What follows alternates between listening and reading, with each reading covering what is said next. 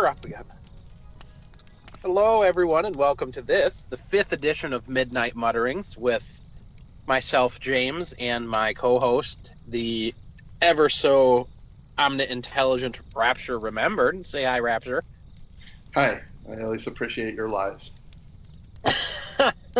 Well, speaking of lies, we're sitting here around the fire in the lovely Andes Mountains, straddling Chile and Argentina for our latest discussion. Yeah, it's wonderful here. It took us a long time to get here, but the view is wonderful.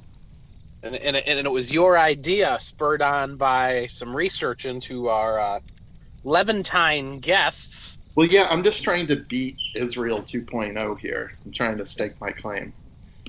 And I wanted to talk about our Levantine guests for a minute because sometimes I'm not a big fate karma person. I find that all to be crappy mumbo jumbo. But 2 days ago, I had read an article just out of curiosity, that American part of me that exists, out of curiosity about The Simpsons, because I read The Simpsons are really going downhill. And I thought, okay, maybe it's just because the Xers aren't interested anymore and the millennials probably don't find it funny, whatever. Well, not even 15 minutes ago, I learned 6 years ago and saw a clip of this episode of The Simpsons where The Simpsons called out the Jews. Oh, that's interesting. Isn't Mr. Burns Jewish? Probably, but Homer was on some boat with some rich guy, and they were watching movies. So Homer brought movies from a movie store, and the title of this movie is Diversity Kittens on Meltingpot Mountain. And it opens. I'll link it in the description. It opens with it opens with a kitten with a ginormous Star of David on his collar. This is a huge Star of David, and the kitten goes, "The ball of yarn is always more fun when it's made of all the colors." Do you think this was written by that Seth MacFarlane guy who? No, he does Family Guy. I know he does Family Guy, but didn't he work with the? I don't know. I'm under the impression that he got his start with The Simpsons or something. It just seemed like the kind of thing he would. even if it was Seth MacFarlane, or even if he did work on The Simpsons, I doubt he did this episode. I mean, the Family Guy has been around for so long now that I doubt he still worked on The Simpsons then. But and then the best part was another kitten rolls into frame, another Jewish kitten. And he goes, "Yeah, and dental floss should be able to marry yarn." And they show this whole procession of different household appliances that aren't of the same race, quote unquote, riding heart boats into the tunnel of tolerance. And I was dying. I thought this was freaking hilarious. And Wow. this happened. This was released 6 years ago. And The Simpsons has been on marked decline for the last 5 years. So it's very interesting what happens when you call out the Jew. I don't know. I mean, I guess in a sense, it's almost like The Simpsons keeps going the same way. Like, you can probably still read, what is it, a Marmaduke comic in the Sunday paper or something. Like, it just keeps going and going and going. But I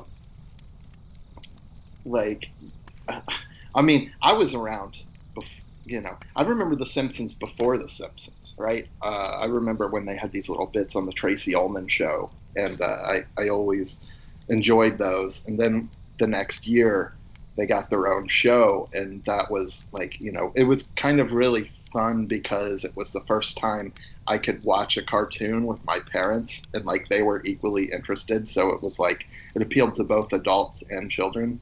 Children basically just because it's cartoon and you get to see Bart doing mischief.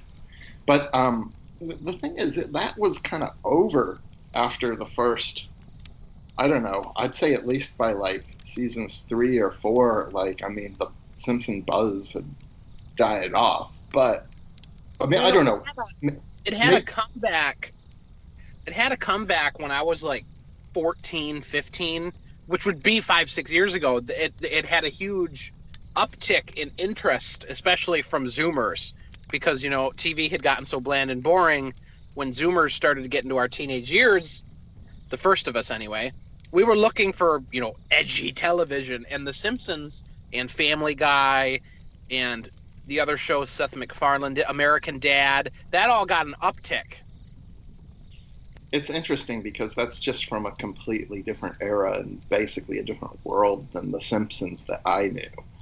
Um, and uh, I was gonna say something about the Simpsons and thoughts escaping me. Um, what was it going to be? I don't know. I mean, I remember playing the arcade game in like the early '90s, and it was just really exciting because it felt like a first. Oh yeah, just from like a pop cultural relevance kind of thing.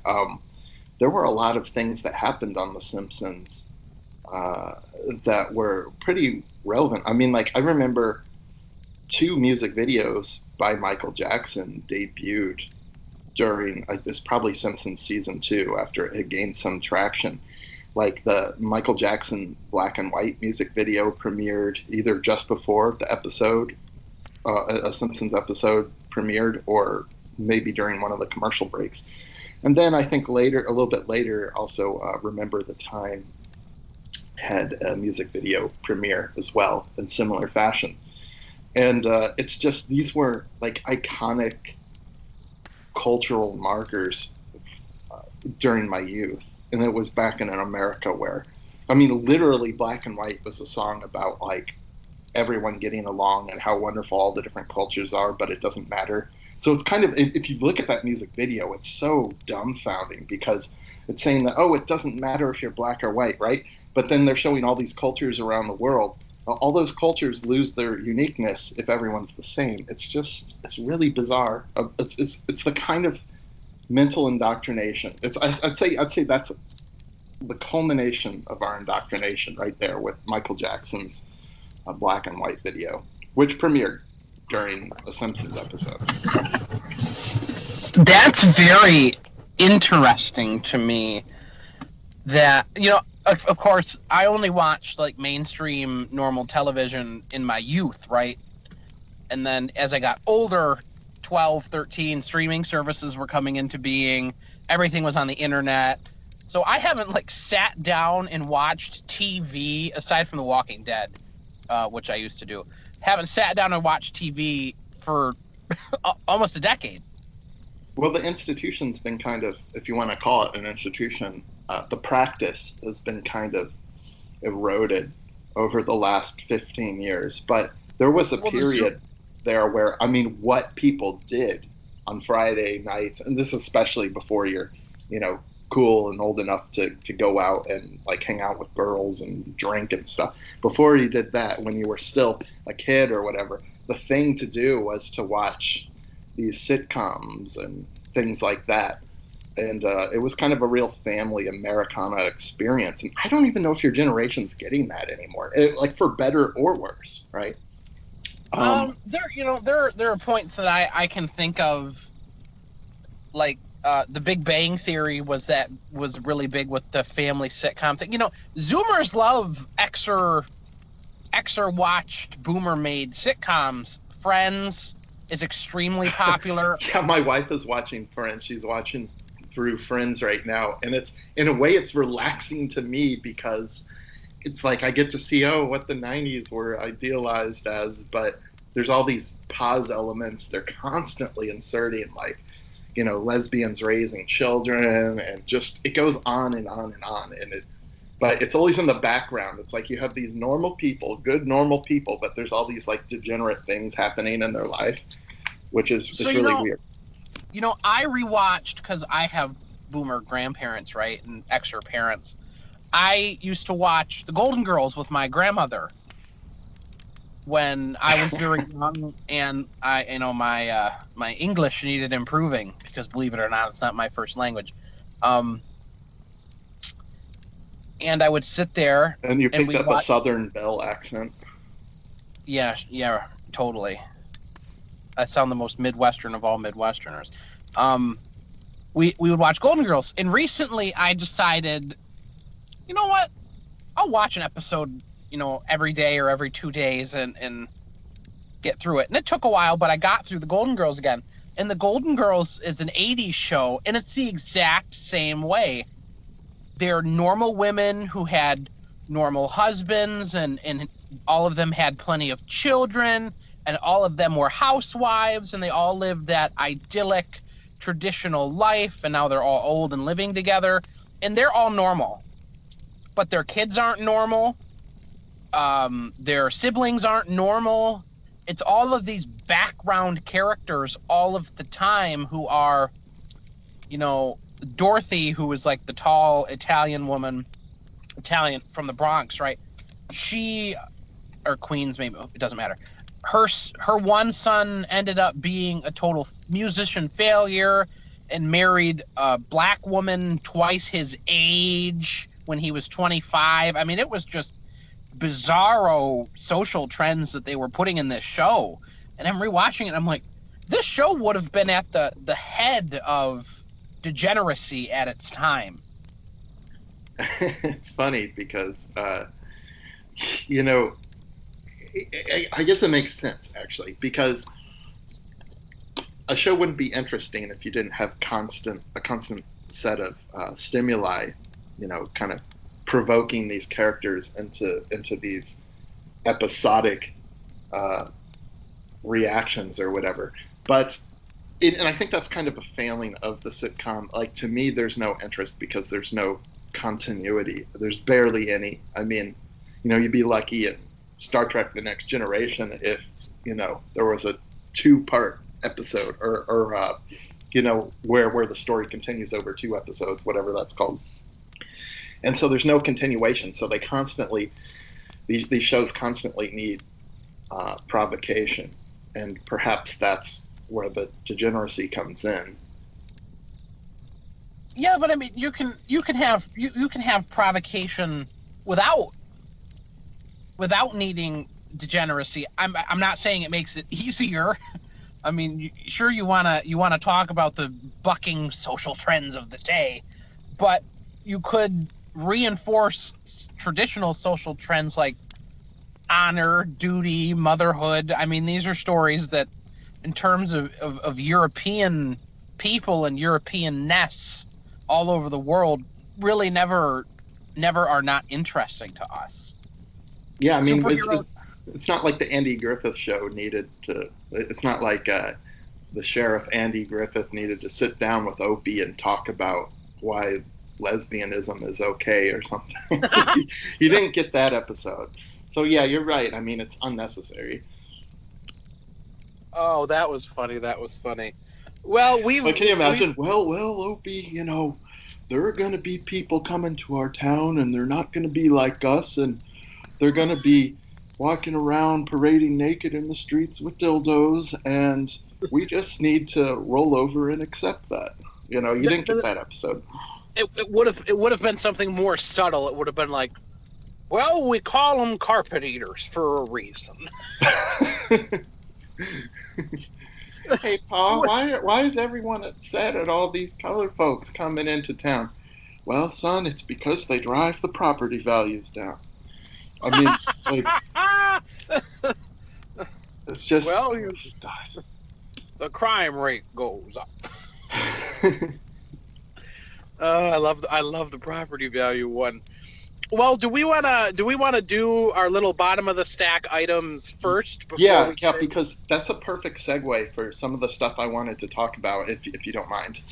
Yeah, we should do our bottom of the stack stuff, and then we can spend the latter half of the show talking about dead Jeffrey Epstein. Oh yeah, okay. So I'm gonna skip right to the second thing that we have listed, and I'll go back to the first.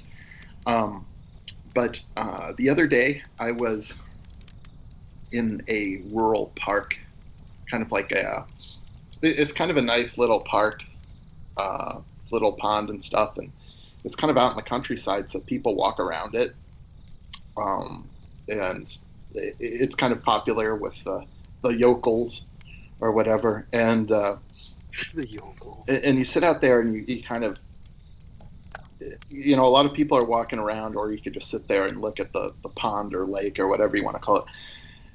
But and it has these like plaques and stuff dedicated to anyone who served in the military, and so it has these patriotic kind of remembrances posted around the lake. But when you look at, first of all, this is a community that used to be entirely white, entirely white, okay, like 100% practically. And maybe there was the one black guy who, did whatever or whatever. It's like, oh, that's the black guy who lives in the town. No, but it's basically a 100% white community. But now you look who's walking around the park, and it's kind of about. I would say the whites are just barely losing out demographically to people of color.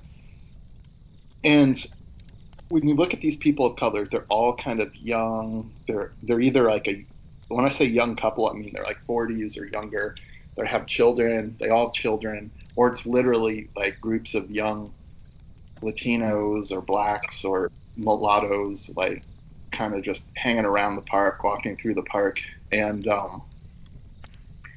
it's kind of like you have all these different people from different groups. It's not like it's only the Latinos. No, it's like you'll have Muslims, Latinos, Indians, Caribbean blacks. It's just this mishmash. And then you look at the whites and say, okay, well, there's still a significant white presence here, but they're all like just people like in their 60s or 70s or older. And those that aren't look like they're all meth addicts and stuff. I mean, I feel like these are like the death throes of a rural American community. And you have like, just to crystallize it, you have all these plaques dedicated to veterans who have lost their lives, and you read the names and they're all just like good old fashioned American names. And then to add insult to injury and say, oh, well, this is perfect. This is the America we want. We want this park in the middle of the countryside with a bunch of people from all over the world kind of thrown together, trying to take bits like vultures from carrion or something off of this rural community. And you look at the freaking waterfowl, you look at the birds, and they are all segregated by what is basically race to them. You have the black swans over here, and you have or I guess it would be geese. It wasn't actually swans. And then you have the white geese over here, and they're just on opposite sides of the lake. And you have all these animals naturally segregating. And then you have us, and we're not doing that at all. But it's almost like we are the waterfowl at the lake. Like we all have, oh, well, the white people are over on this side of the pond, and then the black people are over on this side of the pond fishing, because that's probably what they're going to eat tonight, even though there's a ton of runoff in this pond, and I wouldn't, eat a fish from from there to save my life. And it made me so sad, like watching this travesty like before my eyes. And these are people that are just trying to, relax at the end of the day. But there's no community anymore. The community is eroding. Part of the problem with waking people up is that a lot of the people who live in our countries now aren't evil criminal masterminds. And some of them aren't masterminds, but they are criminal. And some of them aren't criminal, but they're ill intent. But there's also a significant portion of these people who are just trying to enjoy the end of a nice day living in the United States. So a lot of people who aren't on our side yet have a hard time looking at that person and going, yeah, you need to be gone. They can think, yeah, Yeah. I don't want any more of you. I want less of you. But they're not able to look at that person and decide that they have to go. Now the good thing is more and more people are like that. More and more people realize, repatriation is our only solution, but it's taking time to get people there because white people really like to do what is quote unquote right and moral. Well, it all has to come down to, or it all comes down to what I consider to be modern warfare. And we usually, when we think of modern warfare, we think of, oh, like laser guided missiles and, all this other stuff. No, like modern warfare seems to be this strange thing where, open border policies are promoted, and you basically all these communities are just flooded with strange people from God knows where. That's war on our communities now. That's what it looks like. And the weird thing is that I can testify to this being a former liberal who I used to get a kick out, like this was when I was young, right? I used to get a kick out of like being at a, if my friends we'd go to a restaurant or something and we'd have a table and we're all diverse, like there'd be Asian, black, whatever, whites. But you kind of fall into this trap where you think, wow, you know what? Our home is so wonderful that people from all over the world want to come here and be with us because this is where I get into that line because we do it better, and it's like It is a we do it better thing. This is something I explain to non-Swedes all the time because everyone knows that Sweden gets like the ultimate label of the ultimate cuck. But really the reason all these people are here and the reason we tolerate it is because, I believe this, I just believe it in a different way. The Swedish system is the best system in the entire world. We built the people's home, we built Folkhemmet, and it is the best system in the world, and we think we are so great and we are so fantastic, and everything we did was just so perfect building our society that of course all these people can come here because the system is just so great that it can tolerate whatever's possible. and so it's weird, but you have all these white societies competing with each other to see who can get more migration because whoever gets the most migration must be doing it the best, right? Well, it's not even at this point I would disagree because the flood into Europe has been substantially waned. I think at this point, I think you were right at a point. I think there was a point where Western Europe and Northwestern Europe were going, okay, who can take the most? Because whoever can take the most is the winner. But now it's who can figure out a way to make multiculturalism work? Who is going to find the recipe? Who's going to find the cure for the ails of multiculturalism? Of course, we know that there is no cure. There is no way to make it work. It's like boxcars, basically. Fill up the boxcars full of Yes, people and really. ship them out. The only cure to multiculturalism are trains, planes, and cruise ships full of people headed in the opposite direction of where we live. Well said. Well said. It's the reality of the situation. America will never be a functional country again until 4 million people are going from the United States back into Mexico every month. So you have these people that they're walking around this park, and they probably, I guarantee a lot of them probably, maybe not them immediately, because they're actually trying to appreciate this little piece of this rural white community that they've carved off for themselves. But you know damn well that people in their family think that we're all just a bunch of racists and we need to go and we're backward and we need to atone for sins of the past. We need to pay reparations. Why are these people coming here if that's what they think?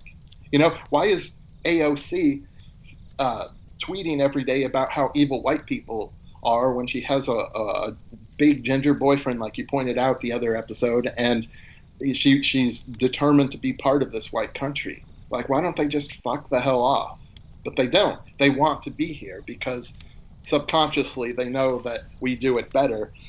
It's a big mess. And let me like just our shit. Yeah, the they want our simple shit. simple answer to all of it is they like our shit. They like mobile phones. They like BMWs. They like high speed internet. They like being able to go to Starbucks and then Wendy's and They then like not being beheaded by drug cartels and stuff like yes, that. they like they like they like our shit. And right now, it is easier for them to take our shit than it is for them to figure out how to do it in their own countries. Because deep down, they know they never figure out how to do it in their own countries. I mean, tomorrow, if the entire Western world decided that we're not exporting anything, we're not sharing our technology, we have most of the servers for the internet in the entire world, so we're isolating them to just the West. The entire rest of the planet would fall to shit in a day.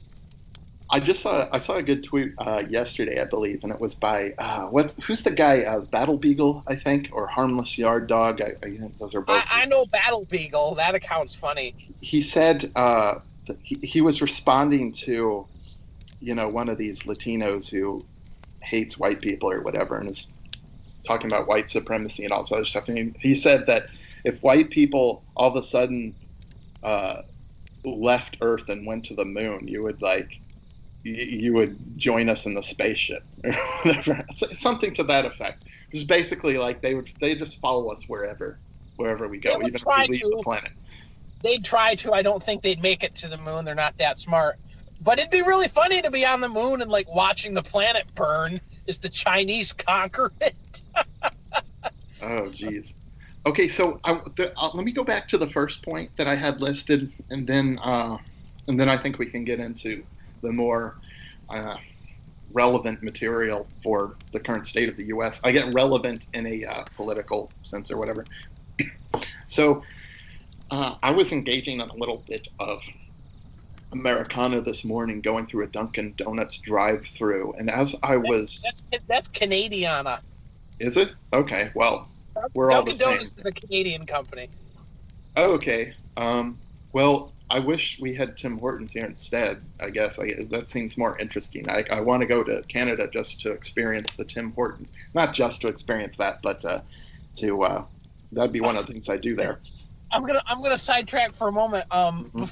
This is when I moved when I moved back to Sweden a year ago. Um, I drove through Canada and went to Toronto to fly out from Michigan, and I stopped at this little Tim Hortons in the middle of nowhere in rural Ontario, and then I flew to Sweden. I dropped some stuff off, and I turned around and I flew right back home because I just had so much shit that it was worth making 2 plane trips.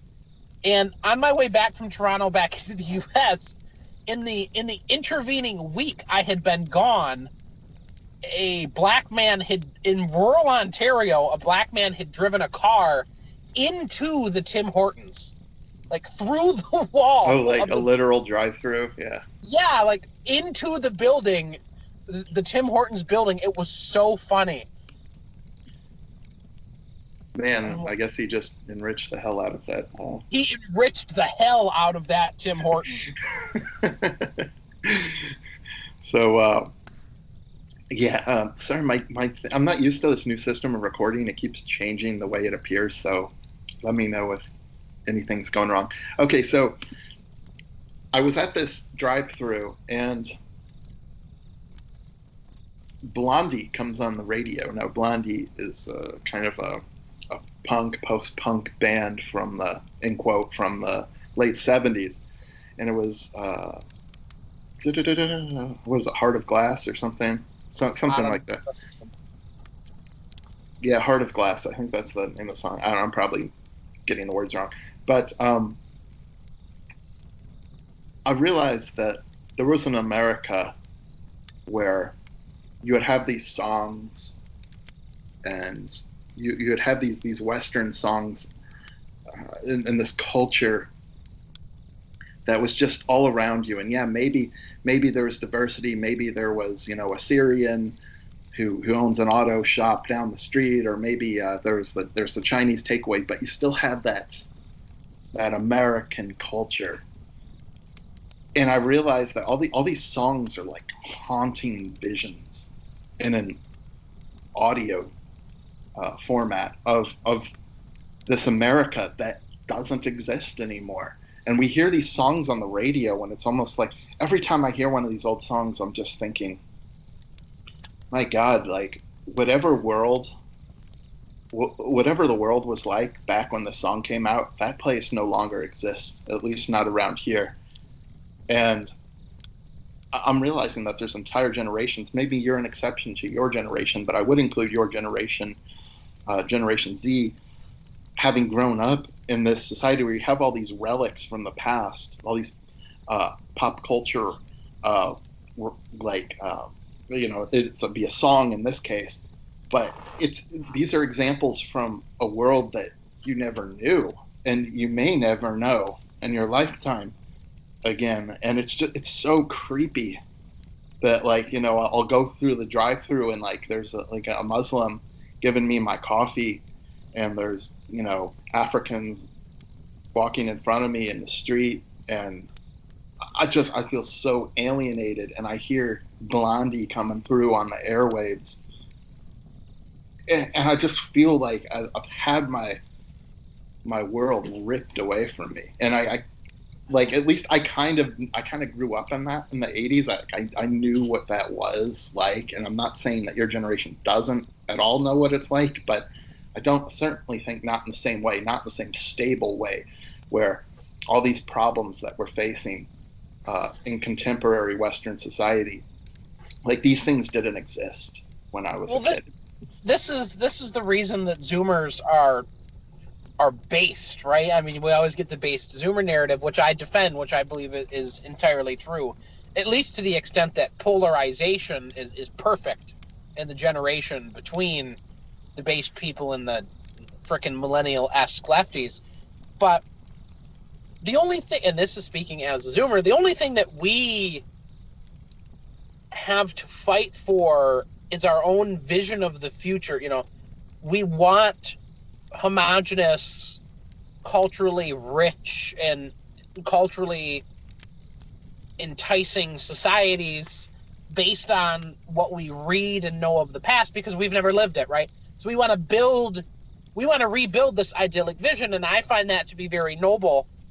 And I really feel sympathy for the Xers in particular, because you guys did literally grow up in kind of this pop cultural heyday of America and then watch it die. You've had the unfortunate task of just watching it die. And a lot of people would say, oh, but the boomers have watched it die too, and the silent generation, and yada, yada. Yeah, the silent generation, yeah, I'm sure they picked up on it. The boomers don't give a shit. The boomers are totally unaware of... There's something in the water with the boomers. I don't know what it is. Like there's an actual difference there. It's not that they wanted the same thing that Generation X wanted. No, they don't want the same thing. No, the boomers are just like, they totally... That boomer sitting in that... If you were a boomer in that Dunkin' Donuts drive-thru, that boomer would have been like, woo, Blondie in America, woo! The fucking boomer would be like, yeah, you're here at Dunkin' Donuts third world because we do it better here. And then they would, grab their dozen donuts under their arm, a box of donuts under their arm, and leave with a big shit-eating grin on their face. They would. Because again, we get back to boomer yetism. The boomer would be like, you just don't get it yet. Like, fuck you. There is no yet. There is no yet to these people. There is no if, and, or but. They will never get it. They don't want to get it. Even if they were capable of getting it, most of them aren't intellectually capable enough to do so. And the sad realization for my generation is that, I do hold up a lot of our pop cultural icons from my generation, but I don't pretend that this is the direction that your generation needs to go into. I'm not saying, hey, you really need to listen to Iron Maiden or something. Like, no, like you need to look forward to something better, because all this degenerate stuff from that I grew up with, it sure as shit didn't save us. So, and it led us in a bad direction. A lot of Zoomers, again, based Zoomers, go back to like the true cultural roots of our society. Like I want to know. I want to know about Jenny Lind, who was a fantastic Swedish soprano, one of the best singers who ever lived. She was known. She was known as the Nightingale. We want to know about these people in our societies, and that's what Zoomers. That's what we talk about to each other when we're based, right? I mean, we talk about modern shit, but we also talk about these true marks of our societies and our past. You And don't want to know actually, about the Village People. yeah, kinda. Or do you? Is that some band I don't know? No, that's the YMCA. It's like a bunch of like gay guys dressed as Oh, different occupations. I, I do know the YMCA song, and the reason I know that stupid YMCA song is, you know, well, it's like this. This is like what black people would say, but it's so true. YMCA is one of those songs where if you put it on full blast, every white person within a 5 mile radius is going to start dancing to it. Like it's just. Oh God. It is. Think about all the parties you've been to in your entire life, and think about how when YMCA or the Cupid Shuffle or any of those songs come on, white people are just like, "Oh, it's time to dance." I mean, it's so You know what's so funny about that? I guess like the main singer for that was the black guy who dressed as a police officer. And keep in mind, all these guys are just flaming gay, like as flaming as they come, right? And this guy, I think, at least, I mean, at least that's the impression they give. I know a lot of them are. Now, this guy, the most entertaining thing about the Village People to me is following this guy's criminal history, because over the decades he's had so many like drug problems and arrests, and oh, just geez, I it's just like I mean, I think he's the perfect person to represent Western decadence. If he's not even, the fact that he's even in the West to begin with, I guess would be an indicator. But that's pretty funny. I had no idea. yeah, well, it's good. See, it's a good thing you don't know this stuff. You don't need to know this stuff. I guess goes to our point. The other one, the Cha Cha Swish. If you put the Cha Cha Swish on, white people are dancing to that shit too. I was trying to remember the name of that song. These are like iconic white people dance songs. Because white people, But the Duke of Durham would disagree, but white people can't dance. but the thing is, like, everywhere I go now, I do a lot of driving. So everywhere I go, there will be and this is stuff we all experience, right? There'll be cars pulling up, and you'll hear this just god awful, like modern rap. I sound like a boomer saying that or something, but No, I I guess don't it's listen to rap. rap. I agree with you. I don't know if it's rap or R&B or what they call this stuff now, but it's the most raunchy stuff you've ever heard, and it's like it's full auto tune, full bass. It's totally intolerable. And the weird thing is that I always like to look over and see who's listening to this, and it's just everybody. It's all across the board. It's Latinos, it's blacks, it's Asians, it's a lot of times it's whites, a lot of times it's whites, and I'm just like, what? I couldn't imagine, as someone Gen X, I could not imagine growing up like playing this stuff in my car. I mean, like don't get me wrong, we had I guess I'm trying to think of, I was going to say, I guess Wigger. Fine, I'll freaking say it. We had those people, right? And they had listened to rap, but at least we knew what it was. It was like, oh, this freaking loser is listening to Puff Daddy or Biggie Smalls or whatever. It's like, okay, fine. I know what that is. I can kind of, there are some elements of the song, I guess you could say, are good, but whatever. It's not my thing. So we had people like that, but these people, I don't even think they know who they're listening to. They just have this awful stuff, and they like playing, and they go around it like this is all they have. This is their inheritance. This is their cultural inheritance. This is garbage. Not to completely justify my cultural inheritance, but it's certainly degenerated significantly. I would like to point out to everyone that when we're not on the show, he defends his cultural inheritance to like the last hair on his head. Well, if you have to understand, it's a disease within my generation that we view it as a responsibility. We have to make every subsequent generation want rock and roll to come back to life. Like we Yeah, don't and have the you failed choice. miserably. You failed miserably. But the reason I think Xers are like that is because, again, and I've always said this about Xers, I think Xers and Zoomers are the greatest allies in this fight to retake the West. And Xers, until they get, I mean, you guys were an apolitical generation. The Boomers encouraged you to grow up and have fun and listen to, do what you're going to do. You guys weren't political. The Boomers handled that. And usually when you become political, you end up in our circles, which I find very admirable. And I think because all you guys grew up with was just raw culture, your own raw pop culture, and no kind of greater political narrative, it's all you know. And it's just the first thing you reference in all cases. There's probably some truth to that. I will say this, like, and I don't think you're the typical example of your generation. You seem to be more politically involved, especially for your age. But even if we did take someone who was typical for your generation, they would kind of know what's going on politically. Whereas uh, when I was, I'll just say a teenager, 14 to 18, like I barely even knew what was going on. I mean, I was barely conscious of, let's see, what year was it? It must have been the 1996 presidential election. Does that sound right? Between Clinton and Bob Dole. And people didn't really pay attention to that kind of, it's like, oh yeah. I mean, if someone went back in a time machine and went into my homeroom at school and asked me at my desk, hey, do you know who's running for president? I could say, yeah, Bill Clinton and what's that old guy, Bob Dole, and that's it.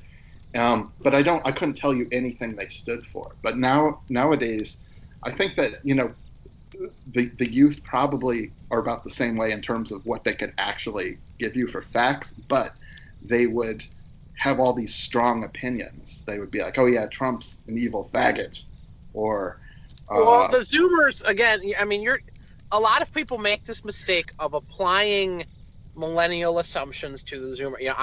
I'm like Soph, I'm a Zoomer defender until the end. Not that we don't have paused people, because there are plenty of paused people in my generation, holy crap. But there are way more based people in the Zoomers than there are in the millennials, there are in the Xers, or there are in the Boomers. I mean, like, we take the cake, and I'll defend that to my dying word. Well, I'd hope so, just because my generation, we might have kind of a natural, like, baseness built into us due to us growing up in a better world, but we're not conscious of it. We don't.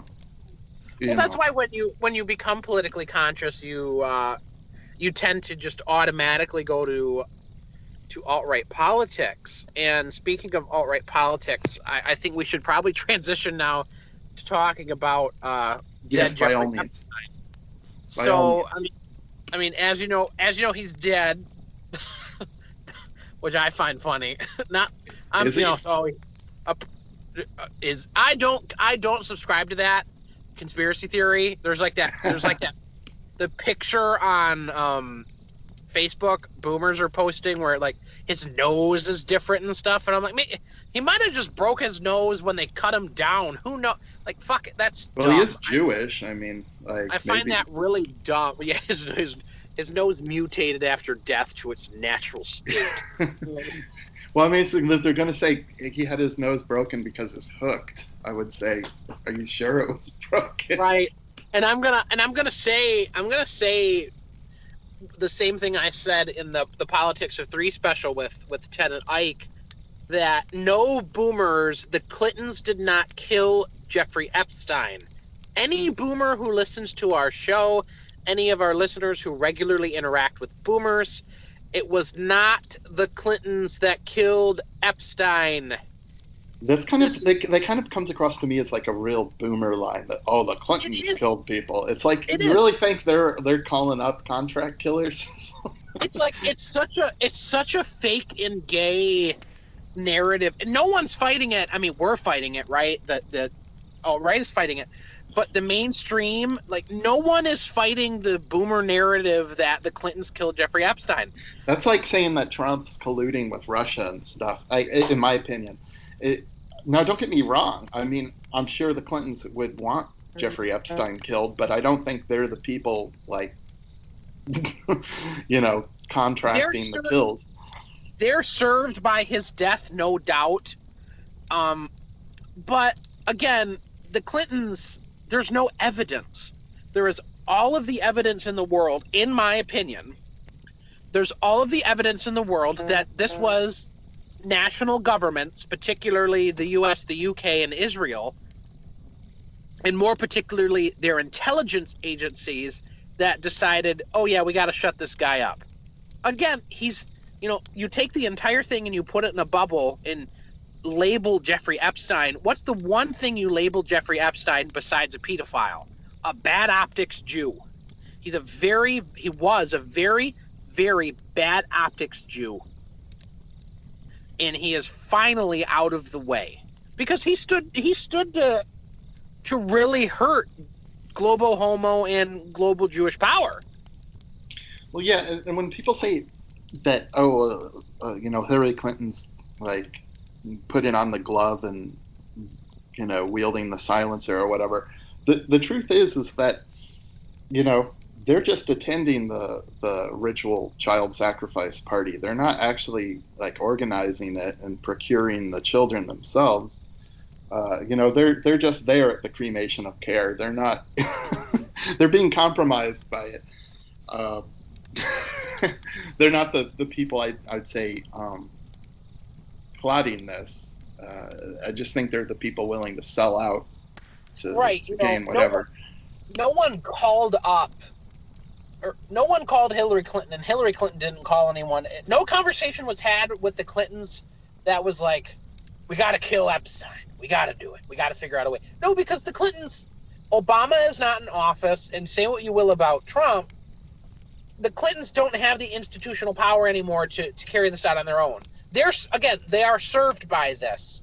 But Epstein was a confirmed CIA informant, a confirmed FBI informant. Ghislaine Maxwell has connections to Mossad. Ghislaine Maxwell and Jeffrey Epstein are both Israeli citizens. Isn't this Ghislaine Maxwell, is she the next to be suicided or whatever? Is she on suicide watch? No, she's never been arrested. She's never been arrested before. Okay. She's had civil suits, but she's never been arrested. And, it's just ridiculous. Everyone is served by... If he's informing, if Jeffrey was informing to the FBI and whatnot... Well, there's no doubt they've admitted that. What was he informing them of? I mean, why would you go to his island to then have him, basically try to get all this shit on you? There must be some. Yeah, but no one knew he was an FBI informant. And the I'm sure he selectively. I mean, so basically, the crux of Jeffrey Epstein's operation was getting politicians to sleep with 13-year-old, 14-year-old, 15-year-old girls, recording it, and then being able to blackmail them. And of course, in my opinion, Ghislaine Maxwell was heavily involved in this. She is a Mossad agent, without a doubt in my mind. Wait, so as far as the U.S. government was concerned, Jeffrey Epstein just was like this guy in the Caribbean who had a bunch of good info they wanted. It didn't really concern why he was accumulating that information. Is that what I'm getting? Because the why would he be doing this would be the foreign ties. It would be the Israel ties, the manipulation and whatnot. Right, and the U.S. government's not going to... I mean, really, the United States is a vassal state of Israel at this point, and the U.S. government's not going to see a rich Jew palling around and they're not going to dig into it and like try to get Mossad. That's not how it works, people. They were going to see a rich Jew. They're going to see a rich Jew with a ton of connections, and the U.S. government's going to go, we better leave him alone. I mean, they tried to. The U.S. government tried to ignore this problem. The state of Florida, back in 2005, 2008, when Jeffrey Epstein went through all that first court bullshit, that he got that sweetheart deal, the state of Florida wanted nothing to do with it. They wouldn't touch him. The Attorney General of the state of Florida wanted absolutely nothing to do with Jeffrey Epstein and him raping children. They ignored the case. The FBI didn't want to handle it. The FBI begrudgingly handled it. Acosta gave him this sweetheart deal because Acosta didn't want to piss off the Jews. And then they arrested him again in 2019 on his way back from France. And this time it was too bad. The optics were too bad. The Goyim are knowing. You know, this is something they're dealing with in the West right now, especially the UK and America. There's this huge wave of the Goyim picking up on this shit with Tommy Robinson and Jeffrey Epstein. Well, And I'll tell you, the boomers aren't picking up on it. No, the boomers are clueless, man. No, I was just talking to a boomer about this, and he said that it was what? No, okay, there was a different boomer. Yeah, okay. She said that basically the reason why this is happening, yeah, because it was a feminist argument, that this was toxic masculinity. So the boomers are being directed toward this this narrative potentially. I don't know what their sources are because I don't watch Boomer Feed or whatever. But it's either toxic masculinity or the Clintons. Yeah, either the Clintons are, hitmen with their silencers and whatever, or it's toxic masculinity. Yeah, we got a real problem, don't we? We got to address this toxic masculinity going on Epstein's pedo island. Oh my Lord. They don't get it. The boomers, they're so bad, and they have no evidence for anything.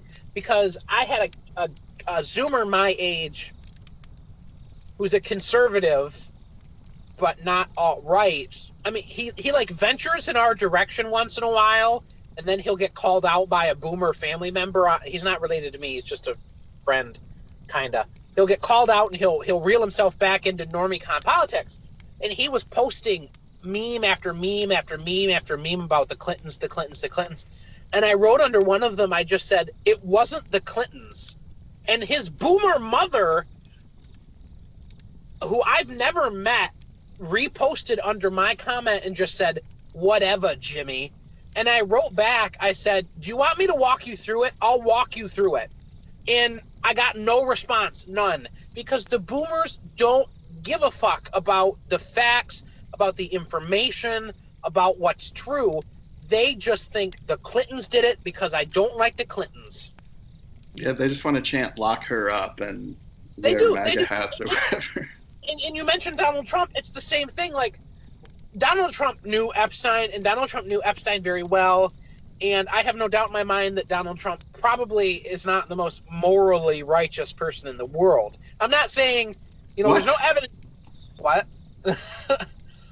Why would you say that about him? No, I'm just joking. Mandarin orange faggot. Mandarin Orange. I like the name Mandarin Orange, and I call him that because he's always oscillating between, just horribly depressing things about like pursuing death penalties for white nationalists and no border action, and then he'll just flip and talk about how we need to be tough with China because gotta have a faggot in there, man. It's not good without faggot. I don't know. I mean, I just think it takes away from like there's something just like odd, villainous about the Mandarin Orange. You have the acronym MOF, MOF, Mandarin Orange, faggot. Okay, well then we'll agree to disagree on this. The boomers like Trump. You've seen my fantastic boomer takedown from that one boomer American family member.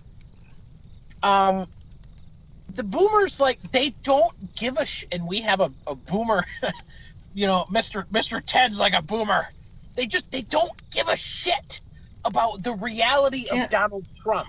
You can't take the boomer down. You sweep the legs out from under them, and they fall on their rascal scooter.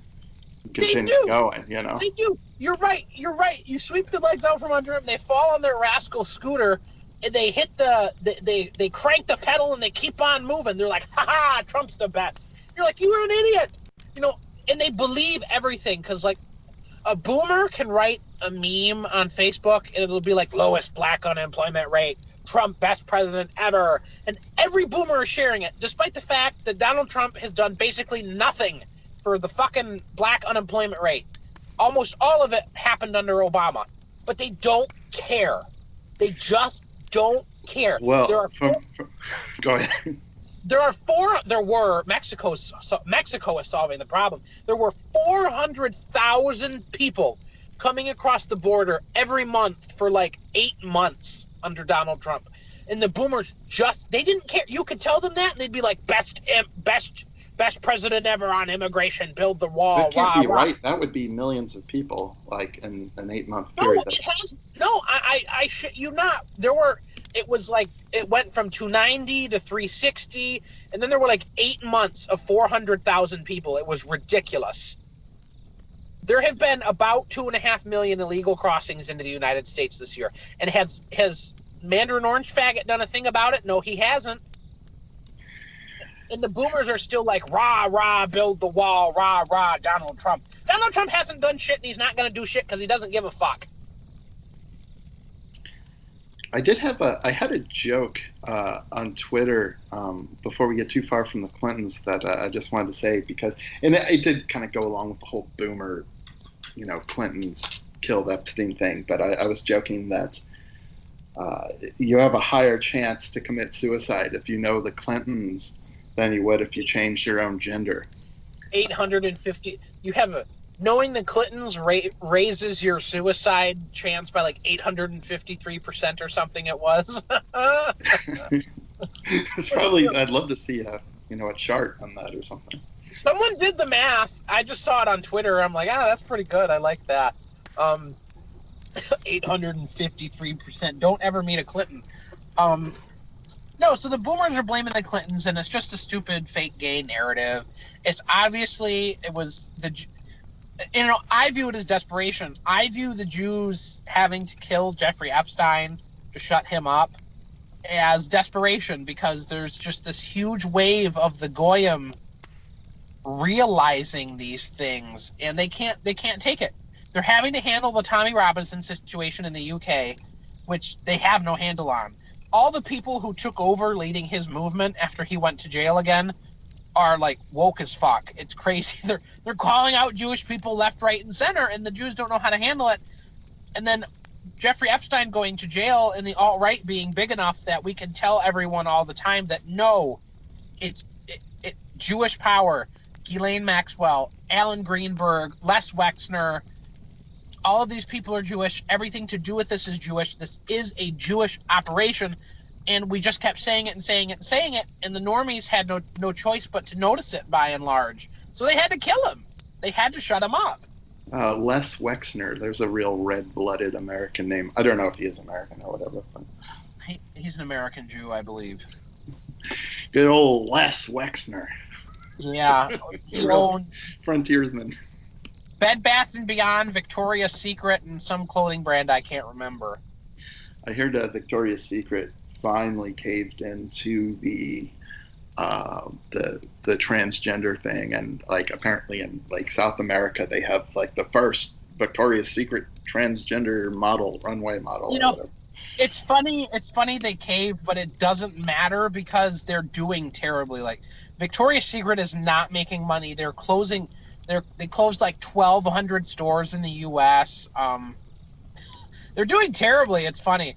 All of these like global homo businesses are doing really bad. Gillette's doing terribly.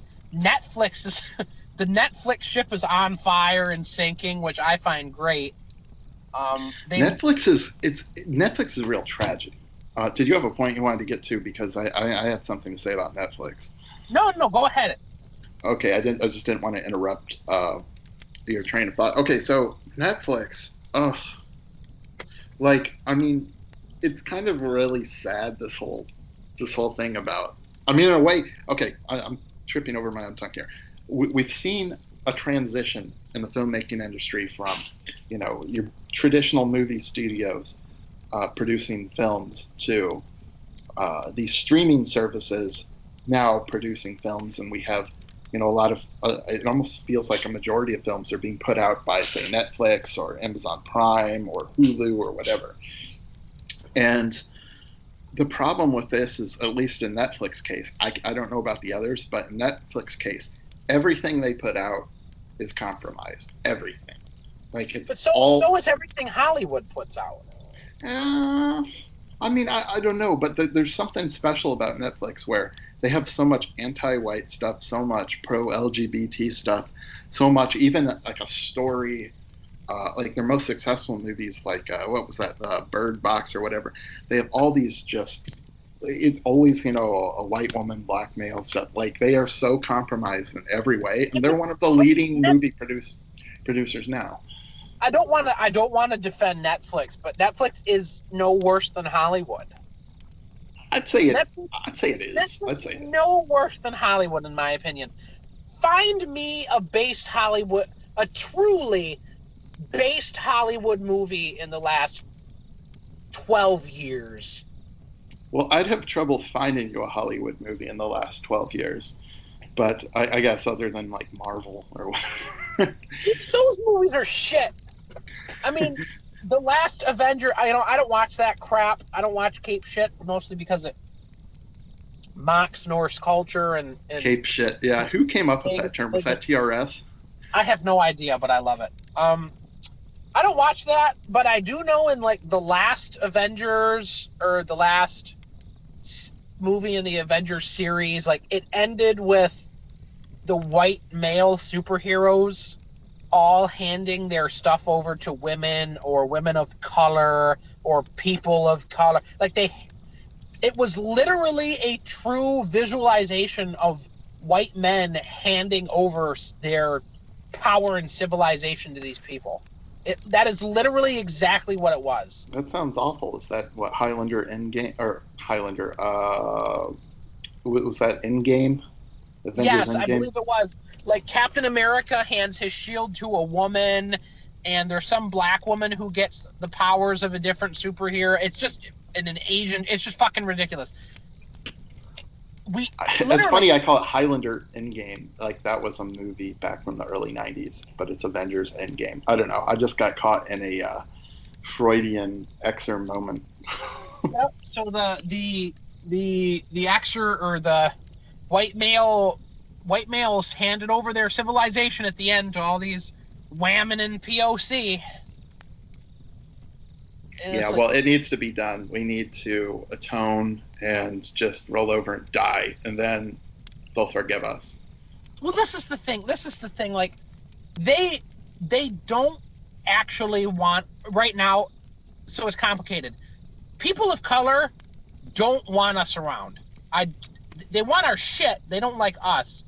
But like women in certain groups of color need us around to manage things and pay taxes.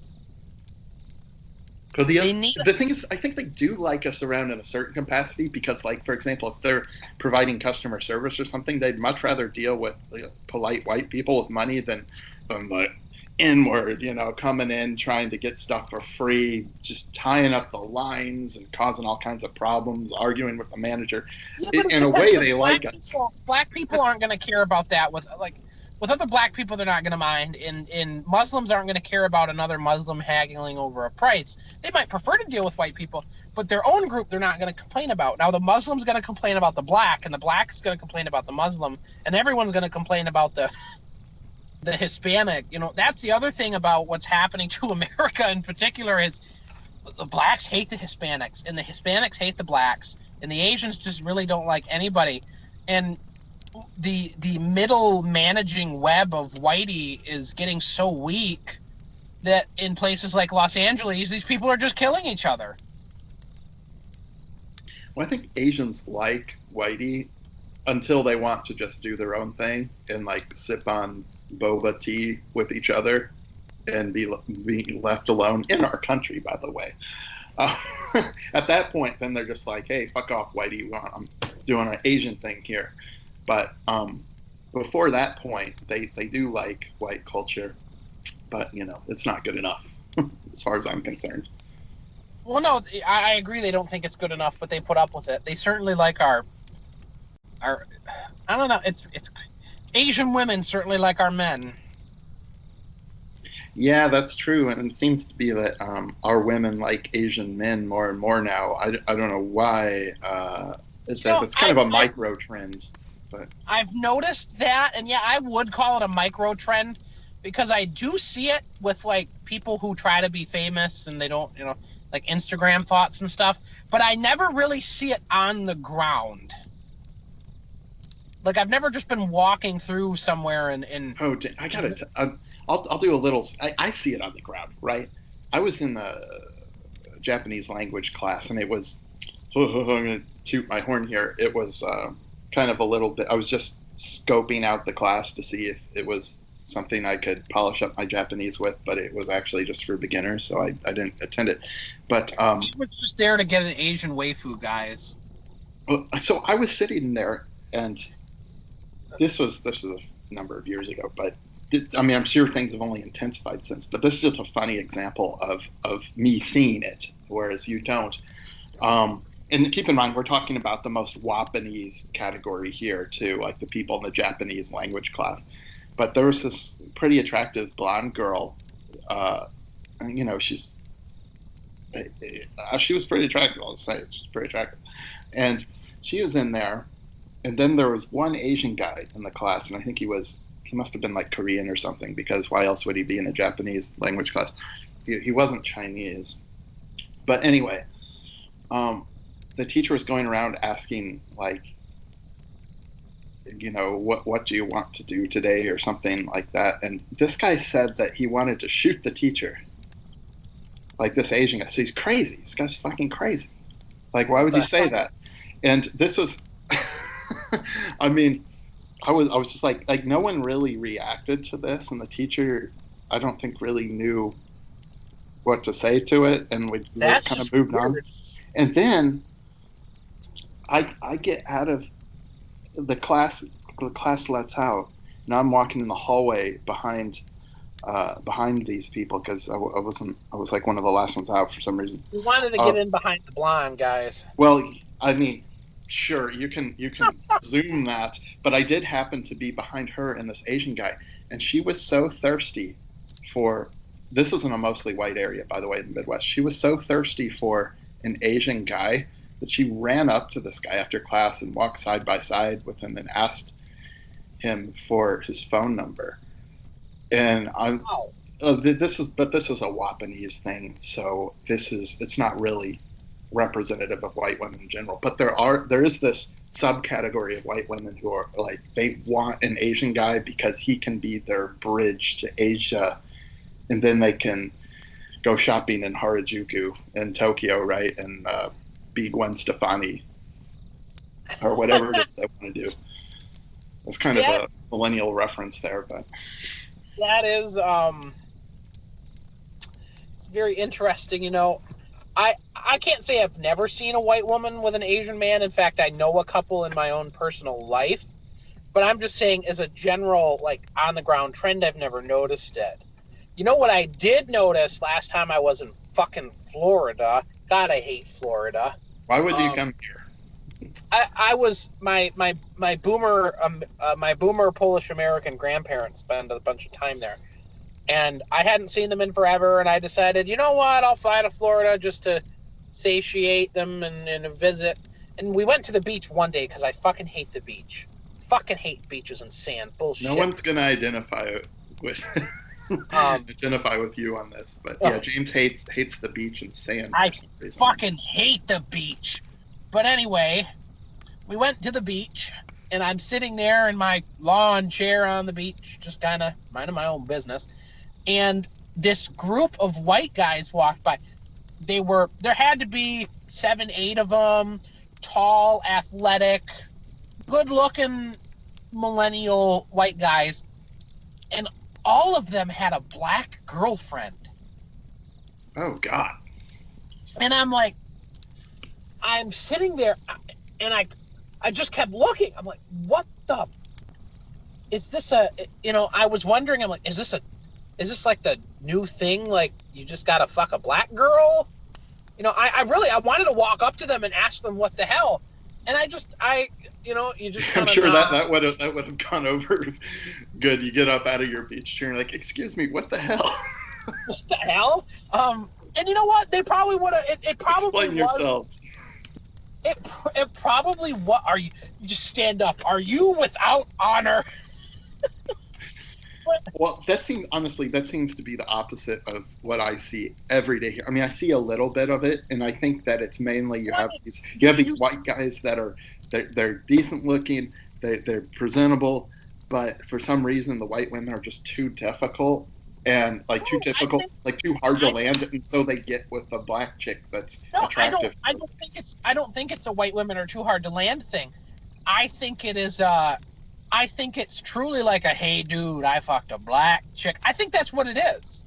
I don't think it's that white women are too difficult to land, and that's not a narrative that I have ever subscribed to.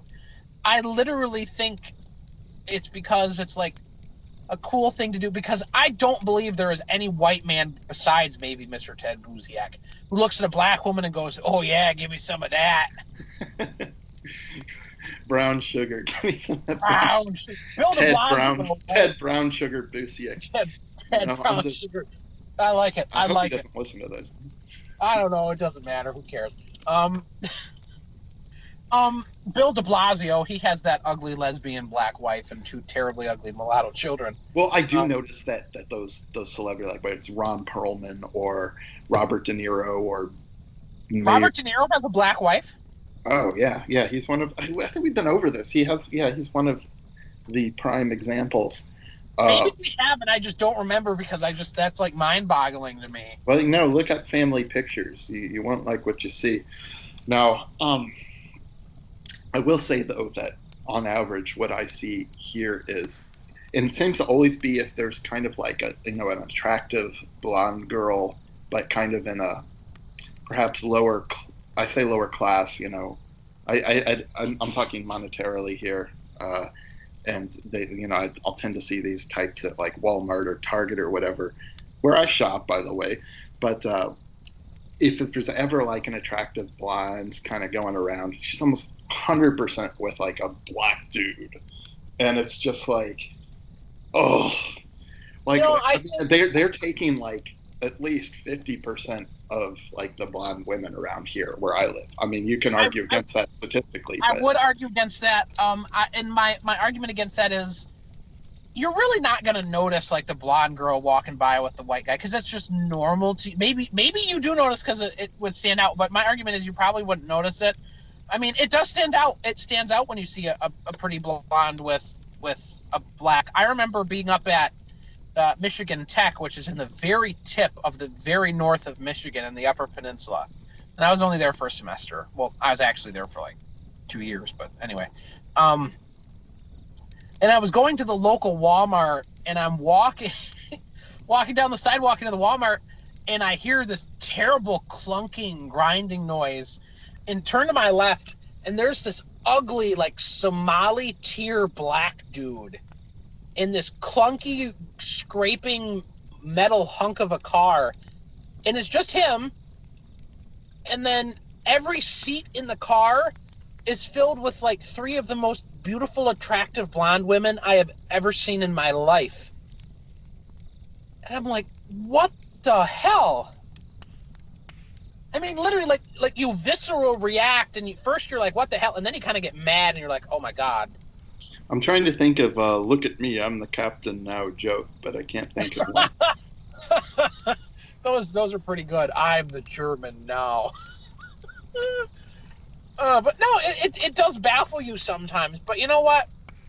Everyone who listens, you should be aware that statistically, black men get our ugliest women, our fattest women, and only 4% of white people in the United States ever stay in a permanent interracial relationship. Seven Yeah, percent of go ahead. 7% of white people in the United States venture into interracialism. That 7%, but only 4% stay in an interracial relationship long term. You know what I think a lot of it is with these kind of attractive lower class white women that I notice with black guys is that I notice them perhaps more than like the white girl in a white relationship, more because they probably dressing more sexually provocative and are more done up with their makeup. Because I don't know, apparently that's the only time you're supposed to do that is when you're with a black guy. But at the same time, like the white women that are with white men tend to be more trad, and so I'm not saying that they're less beautiful, but perhaps I mean, being a degenerate Gen Xer that I am, if I see, a girl in like really short shorts with like long legs and, you know, I'm gonna, perhaps double take more than I will someone in a sundress. Not that it's more beautiful. It's not really. It's really not. But it's Well, no, more. I They're more totally, sexualized. I actually totally agree with you. Every time I see a white woman with a POC, she is like the most done up, and I'm not saying done up in like a traditional beautiful makeup to go to a ball kind of way. Like more like in a Pretty Woman horror way. Yeah, she's like makeup, hair done, whorish outfit. You can see everything bounce and move, and like that is how POC want their white women to dress. It's a real slap in the face because it's like, Well, it is, and they know it too. They literally think in their head, they're like, "Yeah, look at my white bitch." I mean, that's how they think. I mean, and so the masculine eye is going to keep looking at this, floozy, bending over in the grocery aisle rather than, I mean, like just checking out this traditional white wife in a sundress as she's standing next to her man, like, oh damn, I got to get me some of that. Like, no one's going to be like that to a happy white couple, So, so I love a woman, and I personally, I mean, in the ethno state, yoga pants will still be legal, guys. That's already been determined. There yeah, will be yoga. I'm for that. There I might will be. might make it mandatory actually. Yes, there will be yoga pants in the ethno state. We could have yoga pants days. We'll get rid of all the other slutty clothing, and they'll have to wear dresses and skirts otherwise. But there will be yoga pants in the ethno state. Damn it. But no, you're right. I prefer a woman in a dress personally. But you're still right. You're not gonna like walk down the aisle and see the girl in the floral white sundress and turn around and be like, "Oh," unless it's like. Well, you might, but it's more like an acknowledgement of like beauty that you respect. It's not like, oh, I want to, pay this person $20 in the bathroom or something. Wow, Rapture. Wow. No, I'm just saying that I don't actually do that. Don't get me wrong, but there's a difference. No, I'm not saying you do that. That'd be Ted who did that. Yeah, I mean, like, that's why he's not on Midnight Mutterings. It's because we need to differentiate ourselves from his behavior. Yeah. But we're just joking, Ted. We love to make fun of you here. So no, I mean, like, there is.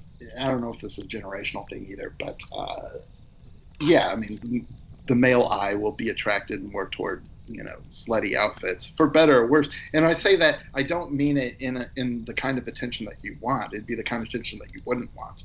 Like if I see a beautiful girl in a sundress or whatever, I'd double take and say, wow, she's beautiful. I respect her. I'm not gonna catcall her or whatever.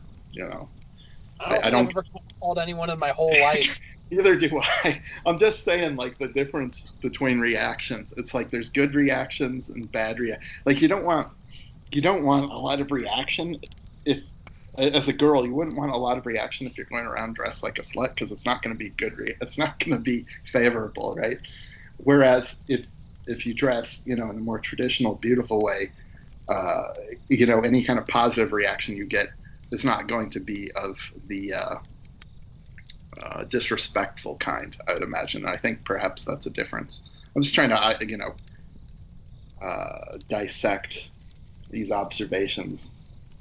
Yeah, actually, it's always a very interesting conversation talking about our women, because it right now in the way society is, there is a huge divide with with how you see women, because some of, if you just see a girl in jeans and a t-shirt, fine, whatever, that's not, she doesn't look like a whore, but then you can see that beautiful woman in the dress who you respect, and then you can turn one aisle in the Walmart and it's like, whoa, put some clothes on, you slut.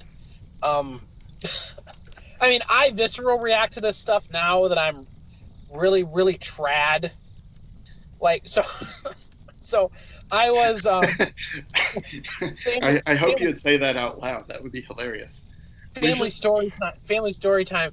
Um, I was recently in the U.S. because my grandmother was very, very ill. Um, and my family does family dinner on Sundays, so I was there and went to family dinner. And my brother was there with his wife from Louisiana. This is my older brother. She's a very beautiful girl. Dresses pretty conservatively. Um, she did cotillion in the whole 9 yards, so she's very cultured in the traditional Southern manner. But she's also a total frickin' lib. And my sister was talking about So how a see, I horror. don't, I don't. Let me just pause you there. I don't think that would be possible in a more traditional South. Like all the women would be conservative. Or it's like she's raised conservative, but for some reason she has progressive values. That's a modern thing. That's exactly what she is. It's mind-boggling. It's cognitive dissonance, totally, because she'd never do. But anyway, so my sister is talking about some high school friend of hers who got the herp in the first year of college. And I was sitting there enjoying the story, and my sister was kind of finishing up, and I made the comment. I said, well, you know what? Whores got to learn. And my brother's wife turned and she looked at me and she said, if this girl doesn't take money for the sex, she's not a whore. And I looked at her and I said, oh, you're right. I'm so terribly sorry. Sluts got to learn. This is at the dinner table, and there are like 11 of us, and my mom and my aunt are just like eating and It's just not like counting. dead quiet after that, and all you It can hear was is like it you was stirring the ice in your drink. it was dead quiet. And my younger brother kind of like glared at me, and he's like, that wasn't appropriate. And I said, oh, I'm sorry. Hoes gotta learn. I just kept going. It was too perfect. And my sister thought it was funny. My dad thought it was funny too. I thought it was fucking hilarious. And my brother's wife was just like deeply offended on behalf of all women. And I'm like, you know what? I don't You mind. You know should what? just be like, I'm so sorry. You know what? I like women with herpes. Or just kind of try to cover Right, over right, that. right. And the conversation continued, and I actually made the comment. I'm like, what are we supposed to do? Reinforce this behavior? Oh, yeah. And then my brother's wife was like, well, it's kind of the problem of whoever she slept with, that gave her the herpes. And I said, how would she know which one gave her the herpes? Like, how many fucking men Oh, are we talking about here? oh man, you got to invite me to some of these family dinners. Oh man, there have been some really good ones. Because I was there for about 2 weeks, so that was the second family dinner. The first family dinner, my mom's brother was there. He's Polish American Catholic, very conservative. Right, he's doing construction down in Detroit. Oh God, and they tore up this whole middle of a road. So there's one lane on either side, and then the two middle lanes on this avenue have been torn up. And the Nogs will literally drive around because they have road closed signs. The Nogs will drive around the signs, and their car will nosedive into the torn up road pit. My uncle says this happens at least twice a week because the Nogs are just that dumb. Well, if one falls in, then could the second one drive over the first one? So my uncle's telling a story about how this morbidly obese black woman drove off the road into this pit. She couldn't get her car to move. She was asking them to help her. They wouldn't help her for, liability reasons. But she was so fat and so disgusting, she wouldn't get out of her car. The tow truck that came to get her literally pulled the car onto the flatbed with her in it. It would bend the winch or whatever. The wench breaks. But It's it's like in Jaws where the shark cage like my snaps or something. uncle talking about this and he made a comment about how dumb these brown people are, and she like stood up to take care of her. My brother's wife like stood up to take care of her plate, and she looked at him and she said, "Well, if we hadn't withheld education from them for hundreds of years," and oh boy, I just went off. I'm like, "Whoa, okay, you started it." Should be And then like, my no, mom, education's been withheld from them for millions of years. well, Sorry, we're being real assholes here. Sorry. I said something like 100, almost 100 years later, and $22 trillion later, and they still can't figure out how to fucking pipe a house. I was mad, and my mom was like, "Don't." She's like telling me, "Don't," and I'm like, "This is ridiculous. Don't fucking yell at me and yell at Whitey because we withheld education from them for hundreds of years. We didn't withhold shit. They're incapable of being educated." You know, the funny thing is, I think that both you and I and a lot of people in our movement are at a point where we can actually just sit back and enjoy these kind of interactions. But I think for everyone else around us, it's like really disturbing and distressing. I have fun. I have fun doing it, and I'm to the point where I just don't give a shit and I just say it. Like my dad, of course, agrees with me, and my uncle and stuff. But I'm just so done. Why should I sit there and hold my tongue while your stupid liberal ass blames white people for withholding education from them for hundreds of years? Like, it's not my job to hold my tongue. It's my job Yeah, to tell you. as if they would be like have their doctorates if they were back in you know, like, what's the region where the Mandingo region or whatever, you know, they probably learned a lot more under slavery, and not to justify slavery or anything, but I don't know. When I was a liberal, I actually believed, like, and I didn't have any evidence for it. It's just kind of one of those liberal things. Like, I actually believed that if the white man hadn't disturbed Africa, Africa would be just as advanced as Europe. Herp-a-derp-a-der. I actually believe that. Now I like look at that take, that ice cold take, and I'm like, how fucking dumb could I have been? Like, these people are incapable of accomplishing anything of remark. We didn't steal anything from them. We stole them, but we didn't steal anything from them. We gave them civilization, and they can't even hold on to that. Well, I'm just a real proponent of the idea that we're different peoples evolving separately, and that it's okay for them to perhaps lag behind us in some areas, and we lag behind them too in areas like vertical leap and basketball skills. You know, that's okay. But I don't expect for them to be white, and I don't want to be black, and I don't want my children to be. No, I don't expect that either. I actually, was having, I don't remember who I was having this conversation with while I was in the U.S. I think it was my uncle. But I made the comment because, like, he's really mad at Trump. It's nice to see that the Xers are mad at Trump too. Fucking stupid ass orange faggot. And my uncle made a comment about the Muslims, and I said, I don't want them in my countries. I don't want to live with them, but I don't hate them. I've come to the point where I have accepted that Muslims are barbaric and that they rape small boys and they do things like bakabazi. I've come to the point where I've accepted that. I don't care that they do that. I care that they do it in my country to my women. Well, I don't like that they do that in their countries, but the question is, well, I'm not saying that I approve of it, but I'm not going to be like, we need to invade Syria to stop child rape. I just, you know what, they're going to do what they're going to do, and as long as they're not doing it to my people in my country, I'm just not going to get involved. Yeah, I think that's the sensible approach. I was just going to say, I don't like that they do it in their country, but, the only way to get them to stop doing what they're doing is to pursue what would basically be a cultural genocide. And obviously we're against that. So,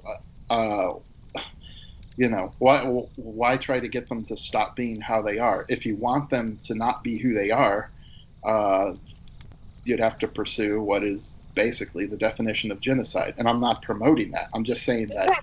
Exactly. I don't think that's the solution. I don't want them in my countries. I don't want to live with them. I don't want them anywhere near my people, my borders, my women. And that's where I am with the situation. That's more or less where I am with blacks. Um, I just don't want them around. I don't want to live with them. You know what? It's fun to make fun of them. They are stupid, but I'm not going to be like Islam offended and be like, Islam is the most evil thing on the face of the planet. You know what? Islam is no walk in the park, but I honestly don't give a fuck if Islam exists in the middle of a frickin' desert. There are places where I do care Islam exists, like Constantinople, but Yeah, well, I mean, that's only a temporary thing, right? That'll be taken back.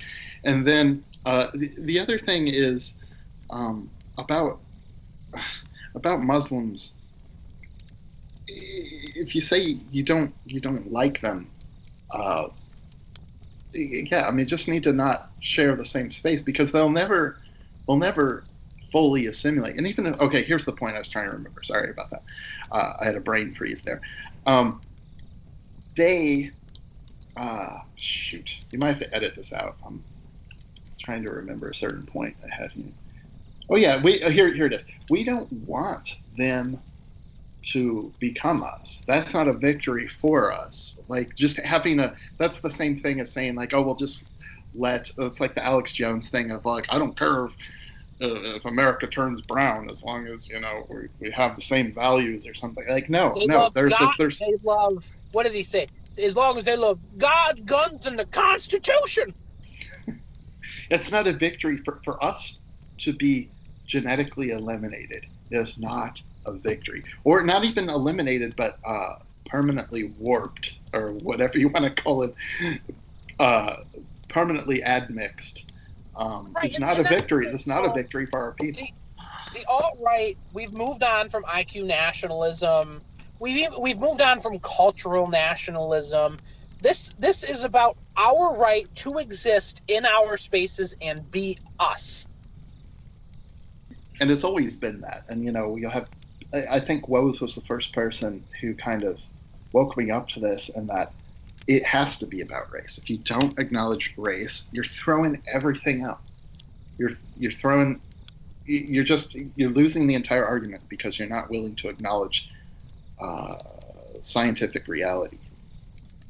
It's not even, you know what, you are absolutely right about scientific reality, but it's still more than that. You're you know things like IQ nationalism and cultural nationalism and anti-Islam, and just maybe you acknowledge race, but it's not the primary factor in your nationalism. That's just, it's fake, it's gay. You're still denying an entire group of people their right to exist. It Our right I to love calling it gay. That's so funny. It's gay. Like we gotta bring that word back. Let's bring it. It Yeah, is we kind of coming have. back. It is funny, but it's true. I mean, this is, out of everything, this is about our. It's simply about our right to exist in our own spaces and assert our dominance over those spaces. I do not give a shit what the Saudi Arabians do in Saudi Arabia, as long as they're not lobbing, missiles at Greece. As long as they're not doing that, I don't care. I just don't want them in my country because it's my country for my group that we built. Sweden does not belong to anyone else. America does not belong to anyone else. I BTFO'd a boomer on this who was like, well, the Native Americans were here. Yeah, fuck, they lived on the land. But America, the country, the institutions, the traditional cultural values, the way things look, the way things operate is a European construction. America is 100% a European construction. And the whole thing about going back, you know what? Fine. I understand the argument for wanting to go back. We make the argument. We want to go back. We want to retake Constantinople, right? But that's an argument that we know can only be solved by force. So if people saying, "Oh, well, you don't really belong here. It's Native Americans," well, you know what? They've already been effectively genocided. Let's be honest here. They've already been effectively genocided. Are you saying that now we need to be genocided? Or are you saying that we need to just peacefully give something back? No, it's always been about power. It's always been about conquest. And if that's what they want to do, then they should attack us or whatever. I mean, they're doing it in, like I've said, in these modernized ways. Gay ways. Gay. Completely gay, like AOC gay. Um, yeah, taking over Congress and all this other stuff. Now, was there any other thing you want to talk about? We've been talking here for quite a while, and it's been a lot of fun. I don't really have anything else. I mean, we didn't cover Epstein in depth, but that's okay. I mean, we did that on the Politics of Three that'll be released right after Yeah, this. I really want to listen to that. Did you say that we Ike appeared on that? Yeah, Ike Oh did wow. appear on it. Um, you know, being Swedish, I keep calling him Ika. I've always called him Ika.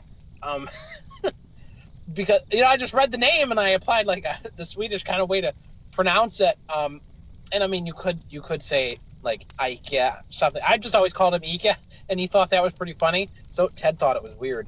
But no, we had a really good conversation. He talked. Ike talked a lot at the beginning and a lot at the end, but the middle is like another example of the Ted and James hour. Now, those are actually kind of pleasant as long as I'm not involved because I tend to just like butt up against Ted and it like we kind of we get pissed at each other, whereas you're able That to keep it no, that's more why it's that's calm. why that's why it's called the Politics of Three, right? The fisticuffs of three. The But fisticuffs of three. Yeah, except you and I rarely throw punches at each other. Um, no, it's great. I love having Ted as a a third point, to complete yeah, the triangle or whatever. yeah. I'm looking at the stuff you have written down. I think we're probably going to have to get to that next episode, Yeah, unless there's something I pressing. I agree. We're gonna run out of firewood here in the middle of the Andes, and that's never a good thing. So Well, there's almost no wood out here, so it's yeah, bad that I we're made I cut made down the Rapture trees that we I have. made Rapture carry it. Um, I think we will see everybody next week at our next location.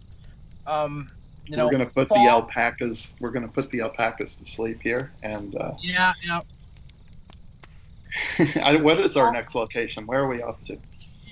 I don't think we've decided, but I did want to tell the people, the viewers, that as we get into fall and we get into winter, Rapture and I will start to do more shows indoors. So we'll go to inns and lodges, and we'll be talking around the fireplace. Hopefully there will be some inclement weather outside, adding that bit of windy, rainy, snowy atmosphere. So I think everyone should start to look forward to that as summer winds down. That sounds nice. Uh, we'll definitely continue globetrotting, and it's just nice to be this free to be able to go around the world at our leisure. Yeah, yeah. Both you and I have traveled a lot. Well, that's actually pretty true, but unlike everything else we said. So I guess that's kind of a good place to leave off. What do you think? Yep. And we will see you guys next episode.